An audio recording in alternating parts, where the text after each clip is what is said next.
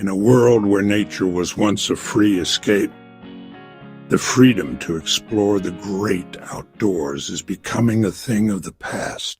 What do you mean we have to pay to camp here now? Camping used to be our escape. Now it feels like a luxury we can't afford. As geo-fencing systems expand, so do the costs and controls. This is ridiculous. We can't even enjoy nature without jumping through hoops.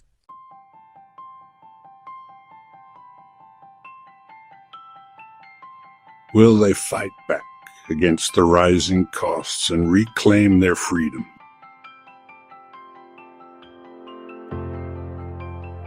Join the movement to take back the outdoors. Because freedom shouldn't come with a price.